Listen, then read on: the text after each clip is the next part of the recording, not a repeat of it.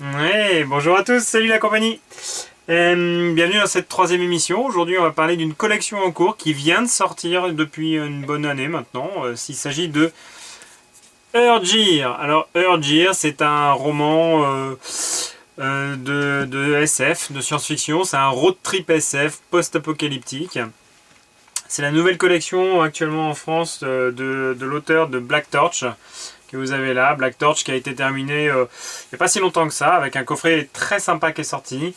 C'est de Tsuyoshi Takaki. J'ai toujours un peu de mal à prononcer son nom. Donc Black Torch était déjà une très bonne collection, je ferai probablement un petit documentaire dessus. Actuellement, donc on parle de Urgir parce que c'est une série qui est en cours, c'est édité par Kiun dans la collection Shonen de Kiun. Là en l'occurrence, vous avez le premier tome avec l'édition collector, la jaquette collector, mais avec une jaquette réversible, avec la jaquette habituelle normale du premier tome. Voilà. Donc c'est l'histoire de la petite Rouée. Rouée. C'est la jeune fille qui est là. Et de Chrome. Au tout départ, sans spoil encore une fois, c'est donc un monde post-apocalyptique. Ça fait à peu près 200 ans qu'il y a eu une guerre où il y a eu la quasi-totalité de la disparition de la race humaine. Et finalement, il ne reste plus du tout d'humains, il n'y a plus que des robots sur Terre. Donc ça, ce sont les graphismes de la série. C'est un auteur qui reste assez mystérieux, mais qui nous fait quand même des mangas de très très bonne facture. Les dessins sont relativement simples, mais en même temps, ils sont vraiment très très bien faits. Je veux dire, quand on ouvre les tomes, on a vraiment envie de lire le manga. C'est vraiment très agréable. Ça change des mangas un peu post-apocalyptiques, type Blame, type Aposim, du même auteur d'ailleurs, mais qui sont franchement bien.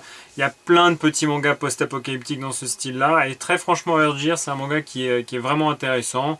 On n'est pas sur un manga psychologique, on n'est pas sur un manga qui va comment dire, faire une autocritique de la société ou quoi que ce soit. On est vraiment sur un shonen avec deux personnages, la petite roue dont on a parlé et Chrome qui est un android tout nouveau entre guillemets. Il le découvre dès le début du manga. Donc là pour l'instant je vous spoil rien du tout. Comme je vous disais, il y a 3 tomes pour le moment. C'est en cours d'édition au Japon. Et on est au même niveau. Donc les 3 premiers tomes sont sortis assez rapidement. Ils font un peu moins de 200 pages chacun. Bon, vous en avez pour votre argent quand vous achetez le manga. Encore une fois, Kion nous sort un bon manga, une bonne série. C'est vraiment plaisant à lire, c'est vraiment très très agréable. J'aime pas trop le papier qui est un peu poreux, qui est pas très agréable à la texture et au toucher. C'est pas bon, mais à côté de ça, ça se lit vraiment, ça passe tout seul. C'est vraiment une très très bonne série. Moi j'aime beaucoup en tout cas. Bon, on ne sait pas du tout ce que ça va devenir, c'est-à-dire qu'entre le premier et le troisième tome, il y a déjà une grosse évolution de l'histoire. Enfin, une grosse évolution, ça va assez vite. Le premier tome, il n'avance pas très vite, mais le deuxième tome, le troisième tome, il y a une grosse accélération. Il y a beaucoup de combats. Si vous aimez les combats de mecha, ça peut être très intéressant. Mais bon, c'est vrai que le personnage principal, c'est-à-dire Chrome, est quand même... Bon, je ne vais pas vous spoil, donc, mais il est quand même assez fort. Les combats sont assez... rapide, voilà, on va dire ça comme ça. Mais ils sont de très bonne facture, c'est très bien dessiné. Il y a surtout du mouvement. Et les mouvements, quand il est en plein fight, franchement, c'est très bien fait. Ouais. Par exemple, bon, ça c'est pas un fight, mais oui, ce type de planche où vraiment il y a un personnage qui est en mouvement, c'est plutôt bien réalisé. On a vraiment l'impression d'être sur la planche de board. Il y a pas mal vous voyez, par exemple, c'est toujours le premier tome, hein, donc je ne spoil pas grand chose. Il y a voilà, un coup de pied voilà, donné dans le manga. On a vraiment l'impression que c'est pas une image arrêtée, quoi. C'est pas une photographie d'une image arrêtée, et on a vraiment un manga de qualité à ce niveau-là. Donc ça donne vraiment envie de le lire. N'hésitez pas en tout cas à vous le procurer.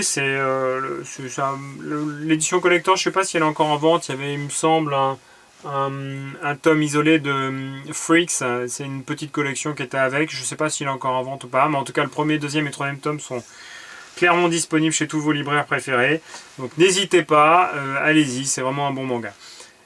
Si vous appréciez la vidéo, n'hésitez pas à laisser un petit commentaire. Si vous ne l'appréciez pas, laissez un petit commentaire aussi. Si c'est constructif, on est tous là pour apprécier la même passion, c'est-à-dire le manga. Faut pas hésiter, moi, on va pas vous manger.